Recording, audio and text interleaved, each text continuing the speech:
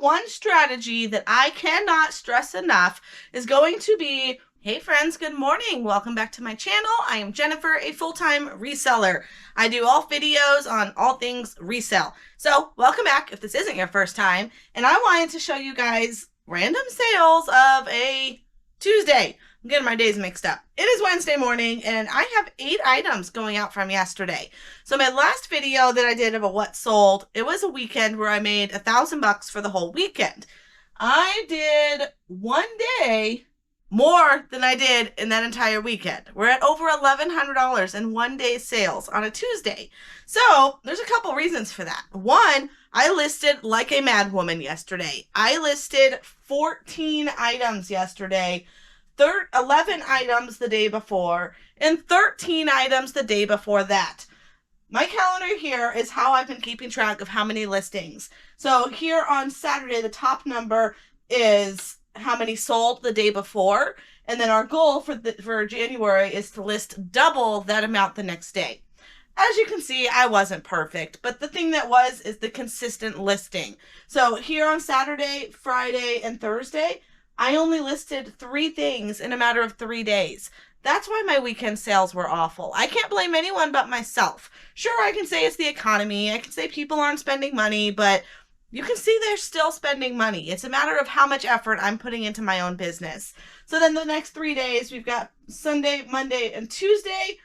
I listed over almost 40 items.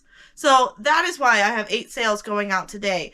I've got some really, really good tips in today's video. It is going to be action-packed, so make sure that you come back and you pay attention. I know there's a lot of multitasking that happens while we watch YouTube, but definitely turn the volume up and pay attention because there's going to be some massive tips here. We've got a first one that sold. I'll just get this out of the way because it's so big. Is a pair of boots. This was my boot dealer. I'm probably in these at least $50 to $60. They are brand new Dan Post. I love opening these boxes. Men's boots. Okay, so I pay up for them, but they're selling. And this pair sold for $150. Then cameras are hot. This was one of the items I listed yesterday. I picked it up this weekend for $2, and this bad boy sold overnight for full asking price of $60. The tip for this, replace the battery. 100% put a brand new battery in there, because when I'm in my title and I say brand new battery, I think that's really going to help get these sales that much faster. When my price is around the same of everyone else, but they see I just threw in a new battery, they're going to want to pick mine. Why have to go out and spend an extra $5 or $10 on a battery? It's one of those, it's a 123. It's a CR123 3-volt battery. I think a 6-pack of these is about $10 on Amazon. But I keep these on hand for these types of cameras. It's definitely the most common size battery. So that's the one that I always have on hand. So I swapped that out. This one actually still had some film on there. I don't know what kind of pictures, but I tested it. I just took a picture of my computer here, my keyboard, just to test it. And the camera worked, and it's made its flash, it made its noise, and it has a new battery.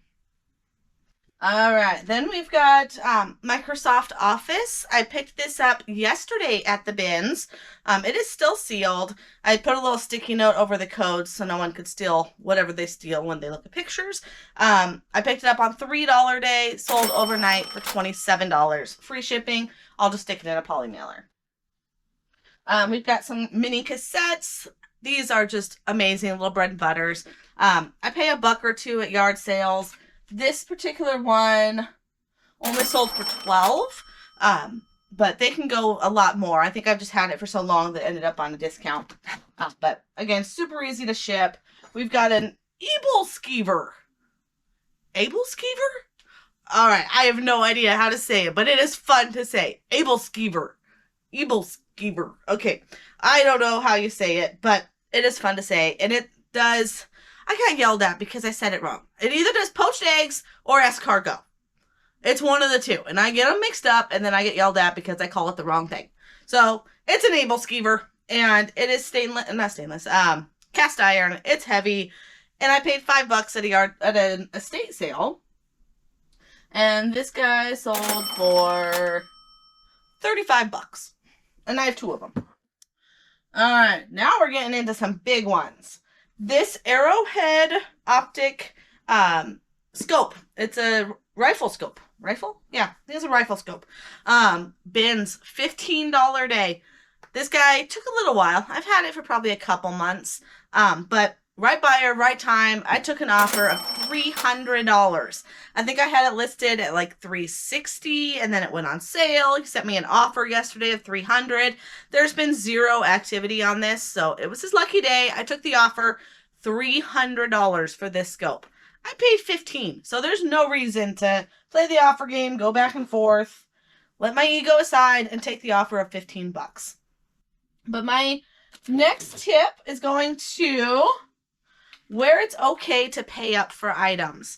All right, so I definitely paid up for this set. This is an Orbi internet router system. Okay, so it comes with the router and it comes with 2 satellites.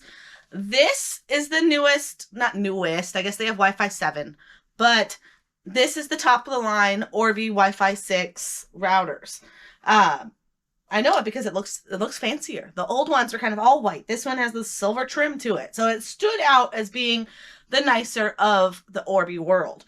The brand itself, yes, is definitely worth grabbing if you can find it for cheap. This one in particular, I paid up. I paid $150 at my local thrift.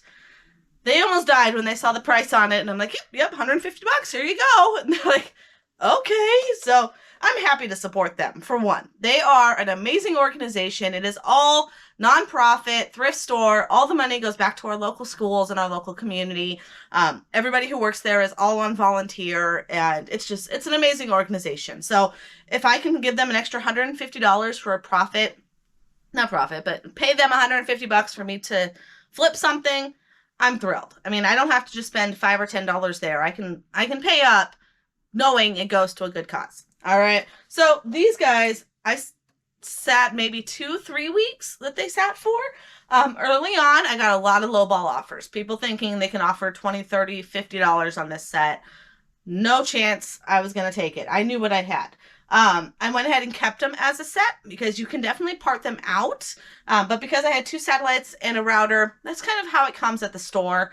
So I went ahead and kept it as a bundle, and I took an offer of $350. So yes, I paid up. I paid $150 that has been sitting in my inventory waiting for this to sell. But I knew it was going to sell. It was going to sell fast.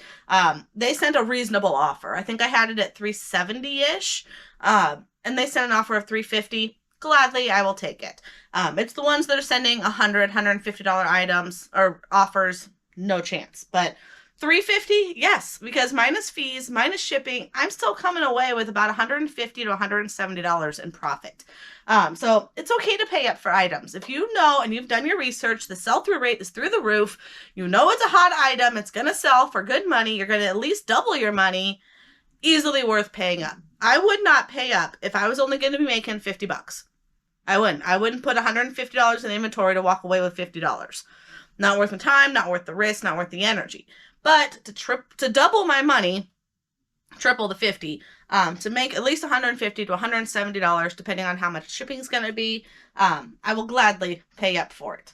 But the tip of today, the one strategy that I cannot stress enough is going to be when you're buying in bulk, lotting things up.